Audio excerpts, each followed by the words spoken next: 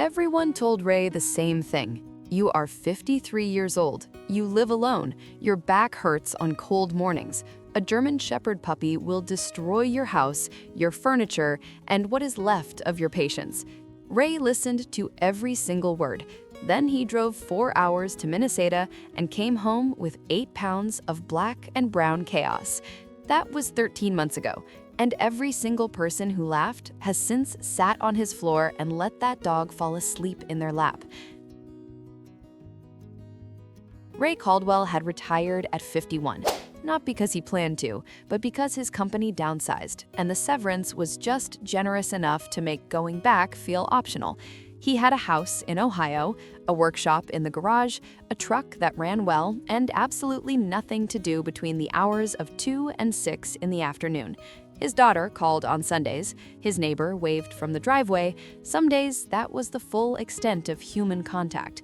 Ray told himself this was fine. He had earned the quiet. He just had not expected it to be quite so loud inside 4 walls that used to feel like home.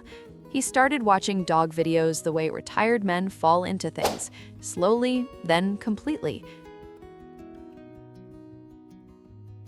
Somewhere in the middle of a Tuesday afternoon, he found the account.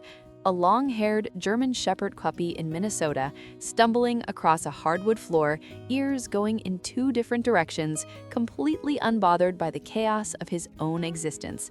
Ray watched the same video 4 times in a row. Then he called his daughter. She said, "Dad, absolutely not." His neighbor Dave said, "Ray, you can barely keep up with the garden." His brother Frank, who had owned 3 dogs and considered himself an authority on the subject, said, "A German Shepherd at your age is not a pet. It is a part-time job with no days off." Ray wrote all of this down on a notepad, looked at it for a week, and then drove 4 hours to Minnesota. Cooper came home on a Saturday in February. He weighed 8 pounds and had already figured out that if he tilted his head at a 45-degree angle, most humans became completely incapable of saying no to him. Ray had been warned about this. It did not help at all. The first 72 hours were a disaster. Cooper defeated the kitchen rug, 1 garden glove, and a throw pillow Ray had owned for 11 years. On the second night, Ray made Cooper a bed in the corner, spent 45 minutes arranging it perfectly, and woke at 3 in the morning to find Cooper asleep directly on his feet. Ray did not move. He lay there staring at the ceiling, thinking, "This is completely insane." Then Cooper sighed in his sleep. Ray closed his eyes and stayed exactly where he was. German Shepherds are the 3rd most intelligent dog breed in the world. Bred to think, to problem solve, to work alongside humans with precision.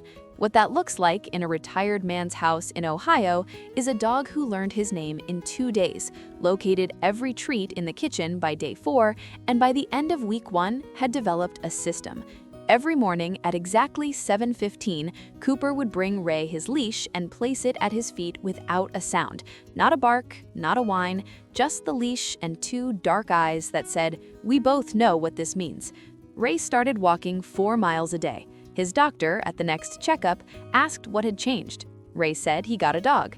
Week 3, Ray had a bad day. The kind that sneaks up on you in retirement, when the afternoon stretches out and the house feels like it belongs to someone else. He sat in the workshop and did not work on anything, just sat.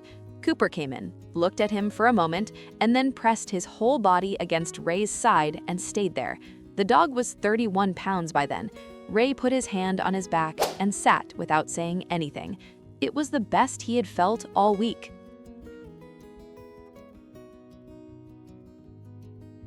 Still here but haven't subscribed yet? That stings a little. Hit subscribe. You will want to see where this goes. From that afternoon on, a routine formed. Every morning at 7:15, the leash. Every evening after dinner, Cooper would retrieve 1 item from around the house and present it to Ray like a daily report on the state of things. Sometimes a sock, once, memorably, the television remote. The night he brought Ray's old work badge from a drawer Ray had not opened in 2 years, Ray sat with it in his hand for a long time and said nothing at all. He was not sure what Cooper was trying to tell him, but he had a feeling the dog knew exactly what he was doing. His daughter Ashley came to visit in month 4. She had been the first to say, absolutely not.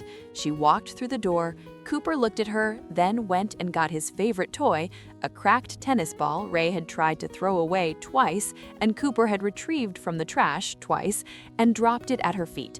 Ashley sat down in the good jeans she had worn for the drive and threw that ball across the living room for 90 minutes. On her way out, she asked if Cooper had a good veterinarian.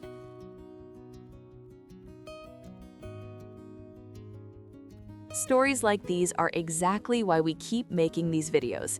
If something just shifted in your chest right now, you are not alone. Month 8, Ray's brother Frank came to stay for 5 days. Frank, the authority. Frank, who had said part-time job. He arrived with opinions and announced within the first hour that he did not want the dog on the furniture.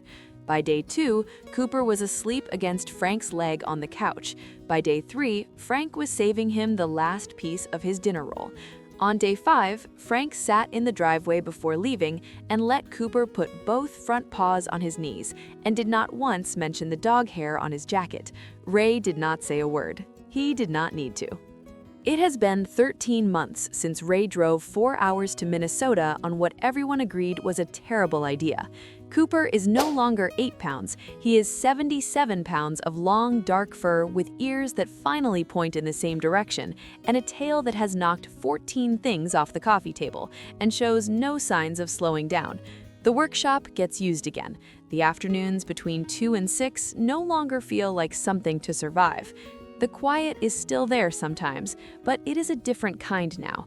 The kind that happens when Cooper is asleep across the couch and the evening light comes through the window and Ray is in his chair reading and nothing needs to happen and nothing needs to be said. That kind of quiet is not loud at all. Everyone told him it was a mistake. His daughter, his neighbor, his brother with all his experience. Not one of them was right. Because sometimes the thing everyone tells you is too much is exactly the right amount. And sometimes it shows up at 8 pounds, ears going in 2 different directions, completely certain that your house is its house and your afternoons belong to both of you now. If you are thinking about bringing a dog into your life, do not let the number on your birthday cake make the decision. Learn the breed, prepare your home, give them your time and your patience.